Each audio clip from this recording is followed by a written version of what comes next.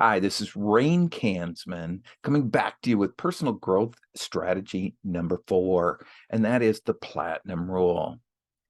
Most everybody knows what the golden rule is. The golden rule is to treat others the way they'd like to be treated. And that's wonderful when it comes to basically dealing with human beings, morals, ethics, guidelines for that. When it comes to communication, it's flawed because most of the world doesn't communicate the same way we do. And so that's where the platinum rule comes in. The platinum rule is to treat others the way they'd like to be treated. Now, here comes the hard part is we need to understand who they are and what way they like to communicate in order to make changes in our style to make them feel comfortable. So TradeCom International, where I've got certified in, has 4 steps for the platinum rule, applying the platinum rule. And the first one is we need to know ourselves. And when I talk about that is how did we end up being the behavioral style or communication style that we are today? Well, part of it's DNA from our parents. And the other part is our environment, what we're exposed to when we're growing up. Basically, I'm going to get real general here. It's how we or what we chose to do in order to get what we wanted. So, for instance, real simple, if I was the kind that planned and put together a plan for getting what I wanted, probably still doing that today. If I'm the kind that demanded what I wanted, doing that today. If I'm the kind that danced and sang and understood or entertained to get what I wanted, and if I'm the kind that sat in the corner and looked cute to get what I wanted, yeah, we're pretty much doing the same thing. We're a little bit more sophisticated at it. But what happens is we become the reason why that becomes our go-to or what we call our comfort zone when it comes to communicating is every time we got what we wanted, it reinforced that behavior. And so we continue doing it, right? So that's the simple part. That's knowing ourselves, right? And that creates that comfort zone. Just to give you a little idea of comfort zone, I want you to sit back and join me in this. I want you to sit back and cross your arms. Okay, let's just pretend that is your comfort. In this analogy, that's your comfort zone for communicating. So if you're communicating in this way, okay, this is comfortable for you. But keep in mind, I talked about 4 different ways people motivate. There's 4 different basic behavioral styles or communication styles, and it's pretty split pretty evenly. So 25% of the population is comfortable when I do this. Now, on the count of 3, I want you to sit back and cross your arms the other way. 1, 2, 3. I mean, how's that feel? It's uncomfortable, right? I mean, even crossing your arms the same way you did when you were in your comfort zone. So here's the deal, 75% of the population is like this when we're speaking in our comfort zone. So if we apply the golden rule, we're making 75% of the population uncomfortable, which lessens our chances of getting what we want, because that's why we're talking to somebody, is we're trying to influence them or talk to them about getting something we want. If not, if we could get everything we want without talking to other people, we probably would. So the idea here is, how do I find their comfort zone? Okay. So the first thing we need to do is kind of control some of those extreme examples of our style, right? So it may be extreme subtleness. It may be extreme drama. It may be extreme demanding.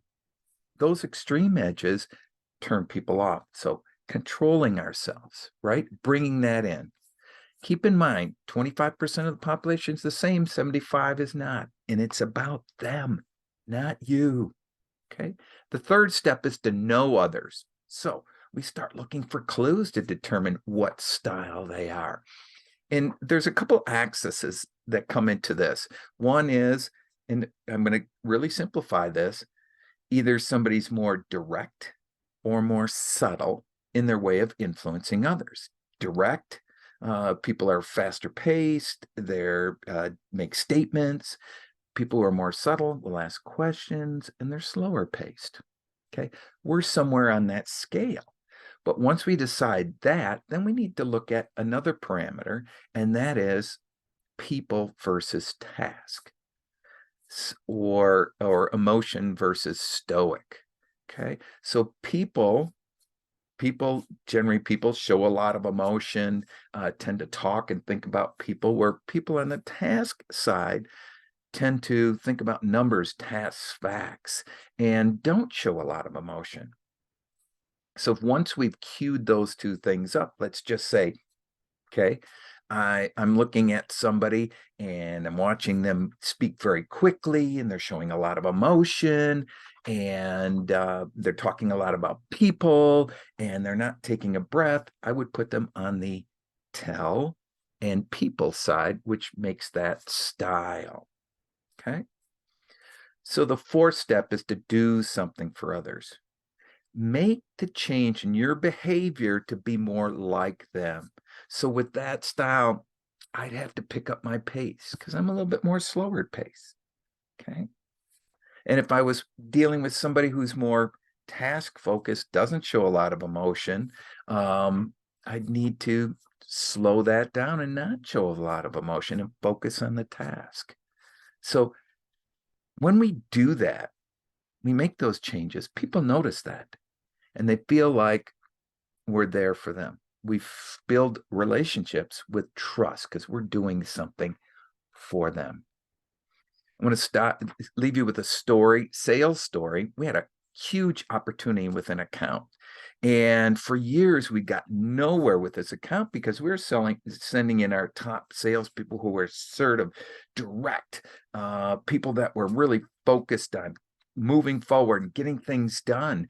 And the main response that kept, why change when it's not broken? Why fix something that's not broken? This is working for me. It's broken. And we knew there were flaws in our competitive the competitive companies' offerings. We knew we could offer a solution for them that was much better, but we couldn't get to that point until we finally figured out that we have this subtle, people-focused individual that was the decision maker. And all they were doing, the more pressure we put on, was acquiescing or hiding. And so we sent somebody in there that was their style. And they walked in and they took over time. It took them a long time to slowly move that because that's how they do. And this person, in order to make that big decision and switch business to us, needed to build that trust. If we build the trust, the business will follow. If we could prove that, but it needed to be proven over time. And that's what happens. Now, if we had somebody who's like the salespeople, made it easy sell, right? So sometimes we have to modify who we are in order to make other people feel more comfortable.